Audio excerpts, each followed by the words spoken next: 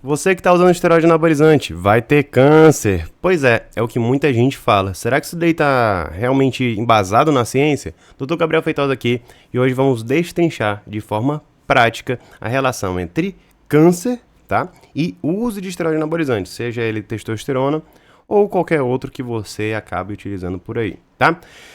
E eu peço para você, esse tipo de assunto agrega na tua vida? Deixa teu curtir. Isso ajuda demais o canal a crescer e se inscreve, logicamente, no canal para não perder nenhuma novidade, tá? Gente, como é que a gente vai destrinchar isso daqui? Bem, eu trouxe um estudo muito interessante, tá? Que fez a análise, tá bom? De uso de androgênios, né? A exposição a androgênios e o risco de câncer, né? De neoplasias malignas, tá? É um estudo de coorte, tá? E eu vou, logicamente, não vou simplesmente falar o que tem aqui no estudo, vou destrinchar alguns pontos práticos e vou trazer baseado no que eu vejo também no dia a dia, dentro da minha vivência, não só no consultório, né, consultando pacientes, mas também conversando com outros colegas, que também não adianta só a vivência de um só, né? Então, beleza, né? Então, assim, o que é que foi feito nesse estudo, gente? Foi a análise de homens usuários de esteroide, tudo bem? Então, eles estavam usando esteroide, provavelmente com objetivo de performance ou estética, tá? Com a média de idade de 27 anos. Então não eram pessoas que estavam fazendo uso clínico, não eram pessoas que estavam repondo testosterona, eram pessoas que estavam fazendo aquele uso naturalmente suprafisiológico, tá? Que a gente já conversou aqui que tem uma série de riscos associados. Mas a gente quer destrinchar aqui especificamente a questão do câncer, tá? E esses dados vieram de um programa dinamarquês, antidoping em academia. Então, eles pegaram os dados dos indivíduos ali dentro desse programa antidoping, tá? Então, a gente já tem alguns vieses aí, tá? Beleza, e foi de 2006 a 2018. E aí, cada usuário era comparado a 50 controles da mesma idade. Veja, são 50 controles da mesma idade, não necessariamente com as mesmas características, com o mesmo estilo de vida, tudo isso daí também influencia quando a gente está falando de câncer, tá? E aí, no final do estudo, a gente tinha 1.189 usuários e 59.450 controles. Bastante, tá? Veja, a gente está falando aqui de um estudo onde a gente pegou um grupo de pessoas, comparou com outros, mas não teve aquele rigor científico ali tão grande, não foi um negócio que a gente cegou os pesquisadores, deu uma intervenção X e viu o efeito específico daquela intervenção. Então a gente tem múltiplos fatores confundidores aqui. É diferente no estudo randomizado, controlado, tá? Onde a gente tem muito mais possibilidade de inferir uma causalidade, para dizer com certeza o que aconteceu ali. Então aqui a gente vai tentar buscar uma associação. Será que está associado com câncer? E mesmo que houvesse maior incidência de câncer, a gente tem que ter muito cuidado que não necessariamente é o próprio esteroide que causou, né? Os usuários tiveram mais câncer, beleza. Mas será que foi o esteroide que causou? Ou talvez o contexto que o usuário está inserido? Então a gente também tem que ter esse discernimento, tá?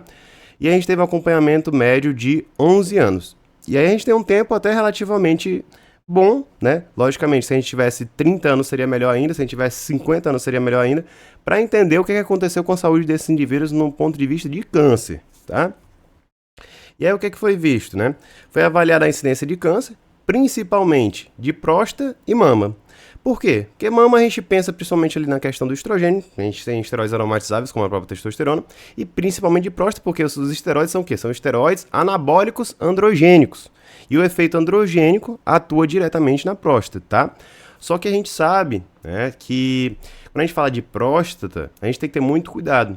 Porque o que acontece? A gente tem dentro da próstata um limite de expressão de receptor androgênio, no sentido de que, às vezes, a gente aumentar muito a dose de androgênio, colocar uma testosterona muito alta, não vai ter aquele impacto que a gente imagina de aumentar a próstata de forma indefinida. O que eu quero dizer?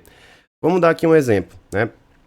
Até X de testosterona, a próstata vai crescendo com o uso de androgênio. Depois disso, passou desse ponto, a gente muitas vezes não tem um efeito direto ali na próstata para aumentar o tamanho da próstata, promover uma hiperplasia prostática, aumentar o risco de câncer. Isso daí é bem claro quando a gente está falando de reposição de testosterona. Quando a gente está no indivíduo que está com deficiência de testosterona, a gente repõe, muitas vezes a próstata dá uma aumentada, mas ela não aumenta de forma indefinida e ela não aumenta tanto assim, no sentido de que resolver a deficiência de testosterona vai fazer a próstata desse cara ser totalmente diferente e aumentar o risco de neoplasia maligna de próstata ou hiperplasia prostática benigna, não. Dentro do contexto de reposição, a gente sabe bem claro que repor testosterona não aumenta a chance de câncer de próstata, não aumenta a chance de hiperplasia prostática benigna. O que a gente às vezes tem alguns pormenores são indivíduos que têm o quê? Tem um câncer prostático, já, principalmente metastático, que tem, já é maligno, tá ali em outras regiões, várias regiões do corpo. E aí a gente tem a dúvida, né, se existe a possibilidade da gente repor ou não, dependendo do contexto, né? Foi tratado desse câncer, ele tá em atividade do câncer ou não, e tudo isso daí a gente tem que ver com mais pormenores. Mas assim, aumentar a chance de câncer com reposição a gente já sabe que não. E aqui foi visto principalmente o uso suprafisiológico. Será que, então, se a gente botasse mais testosterona, talvez não aumentasse o risco? E aí o que é que foi visto? Foi visto que 13 usuários e 613 controles foram diagnosticados com câncer. E nenhum com câncer de próstata ou mama. O que é que a gente tem aqui para a gente entender, né? Se a gente fizer essa avaliação, são 13 usuários e 613 controles. São 50 controles para 13 usuários. O que é que foi visto na prática? O que é que foi visto na prática? A gente foi visto na prática que a gente não tinha, né, um aumento de incidência de câncer maligno com o uso de testosterona. Nesse período aqui não teve nem câncer de próstata diagnosticado. Então, assim, usar testosterona, mesmo que seja suprafisiológico, não é algo que, a princípio, parece aumentar o risco de câncer de próstata. Só que a gente tem que ter muito cuidado ao interpretar essa evidência, tá? Primeiro, porque a gente não tem um estudo aqui tão rígido, tão amplo. A gente tem só 1.189 usuários. A gente teve uma avaliação que durou ali em média de 11 anos, mas a gente poderia ter mais tempo. E assim, a gente às vezes não tem uma rigidez tão grande, porque algum tipo de câncer a gente nem fez a avaliação, às vezes o cara nem descobriu. Então assim, isso aqui foi um câncer descoberto nesse período. Então assim, às vezes o cara não descobriu, às vezes o cara fez e só vai descobrir daqui a tantos anos. Então a gente tem que ter muito cuidado com isso para dizer com certeza que não causa. Mas assim, a princípio parece que não é uma grande preocupação, no sentido de que, vou usar testosterona, vou fazer até um uso suprafisiológico, vou ter câncer. Esse daí parece ser o menor dos males, tá? A gente tem muitos outros prejuízos quando a gente está falando de reposição não, de uso suprafisiológico. Reposição a gente está falando muito mais de benefício, tá? Então, assim, a gente teve uma incidência de 0,4 nos usos de andrógenos e 0,5 no grupo controle. Cara, muito pequeno essa diferença. Só que a gente teve, né, ginecomastia maior, logicamente, no quem usou androgênios, infertilidade também no quem mais usou androgênios, né, disfunção testicular em quem usou androgênios. Tudo isso daqui são coisas que a gente precisa saber, né? Inclusive, se você é médico e quer trabalhar com usuário de esteroide anabolizante, cara, você tem que saber o que é que você tem que se preocupar. Porque às vezes existe uma preocupação muito grande. Câncer de próstata, vou ficar visualizando a próstata, PSA direto. Cara, às vezes isso daí não vai nem ter quase nenhuma diferença, tá? Mas, às vezes você deixa de lado coisas que são mais importantes, como, por exemplo, a saúde cardiovascular. Será que esse cara está fazendo um acompanhamento cardiovascular dentro de um contexto onde a gente tem exames avançados, como o ecocardiograma com strain? E aí você está tratando um indivíduo e se preocupando com uma coisa que às vezes nem tem tanto sentido e deixando outra de lado. Entende? Então a gente tem que pesar muito mais os risco-benefício e focar naquilo que tem mais prevalência. E a gente tem que se preocupar às vezes mais com isso, tá?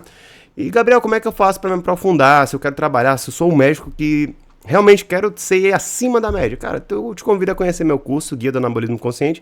Se você é um indivíduo que está usando esteroide, pretende utilizar, está na dúvida, tem medo de um médico te enganar, quer saber como escolher um bom médico, quer saber os pormenores para chegar num consultório e saber o que perguntar para não ser enrolado, porque tem muito enrolão por aí, te convido também a conhecer o meu curso Cuidado Anabólico. Todos eles estão na descrição.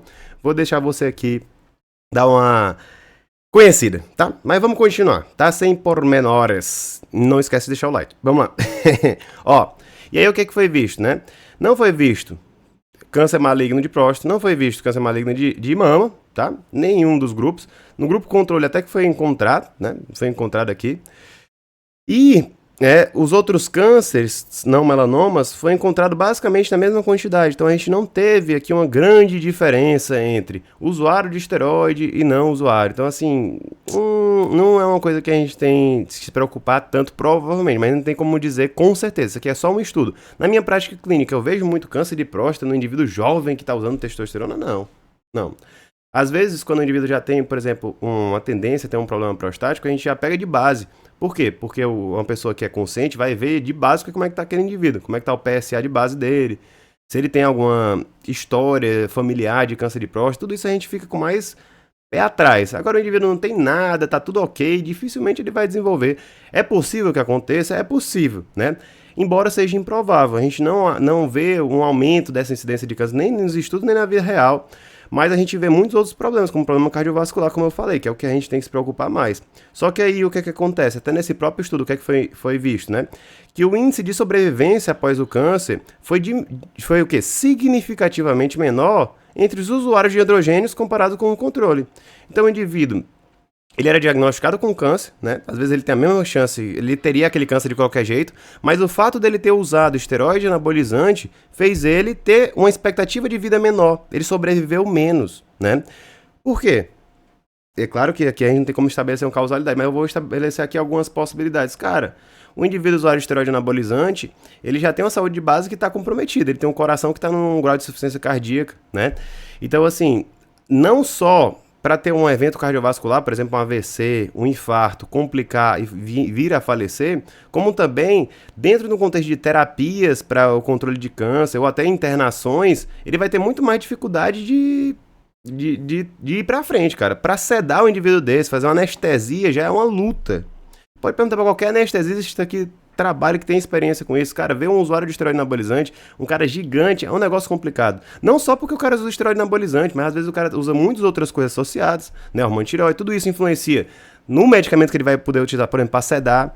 E o cara, ele tem uma caixa torácica gigante, o cara é gigante. Até pra fazer uma reanimação num cara desse é muito mais difícil, tá?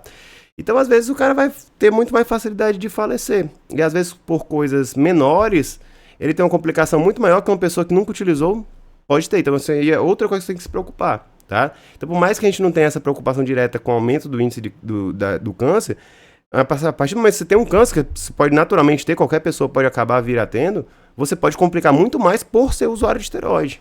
Isso daí é um alerta que você precisa ter sempre na sua cabeça. Então, anota aí. Talvez não aumente o número de câncer, né? A incidência de câncer. Talvez eu não vá desenvolver um câncer, nem câncer de próstata, porque eu estou usando testosterona.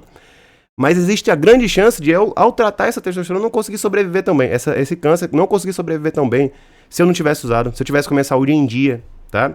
Mas é claro, existem outras coisas que você pode fazer também para a sua saúde, né? Mas a gente não pode ficar, eu treino, faço dieta. Será que eu tô com o mesmo risco de um indivíduo que bebe, fuma? Não, cara, não vai fazer a comparação, não. Treine e faz dieta e não usa esteroide. Isso aí é melhor do que treinar, fazer dieta e usar esteroide do ponto de vista de saúde. Então não vamos relativizar. Quer assumir o risco? Assuma, a vida é sua. Mas entenda o que é que você está fazendo. Não vai querer se comparar com o outro, querer dizer que o outro que é pior e tal. Isso aí é conversa fiada e é furada, bicho. Então assim, conclusão. Possivelmente o esteroide não aumenta o risco de câncer no curto prazo, tá? A gente teve aqui 11 anos, curto, médio prazo. Será que com 30 anos aumentaria? Eu digo que provavelmente não, mas existe a possibilidade, tá? E a gente tem uma limitação tipo de estudo, é um estudo de coorte, como eu falei, é um grupo pequeno, tá? A gente poderia pegar um grupo de 3 mil usuários, a gente não tem uma segmentação em grupos de usuário, então, por exemplo, às vezes, né, vamos dizer assim, que aumentasse o risco de câncer, mas se fosse com 1 grama de esteroide por semana. A gente não tem essa segmentação, essa separação. Talvez se a gente pegasse, por exemplo, um grupo maior e separasse, o grupo que usou 1 ampola por semana de durateção, vou deixar mais. O grupo que usou 2 ampolas, o grupo que usou 3 ampolas, o grupo que usou 4 ampolas e o grupo que usou mais de 4 ampolas junto com outros esteroides. Aí talvez a gente conseguisse aumentar essa incidência de câncer em um grupo X ou Y. Mas, por exemplo, às vezes, a gente tá pegando grupos aqui de usuário de esteroide, mas o usuário de esteroide às vezes usa GH. Aí o GH pode aumentar já um câncer que tá ali. O GH já aumenta as vísceras, aumenta um bocado de coisa. O cara já tem um câncer, né? Aí pode ser que, não pegou. Será que a gente tinha certeza de que aquele nível não tinha câncer antes do uso, né? Porque às vezes o próprio hormônio, né? O fator anabólico ali pode piorar o contexto de algo que já existe, né? Então a gente tem que ter esse cuidado, essa cautela, tudo bem? Beleza, Gabriel. Então, assim, você falou muito de saúde cardiovascular, fiquei até com receio. Você poderia dar uma explicação mais ampla e complexa sobre esse tema? Lógico, para você na hora, tá aqui. Vou deixar um vídeo completo para você. Te espero lá e um grande abraço.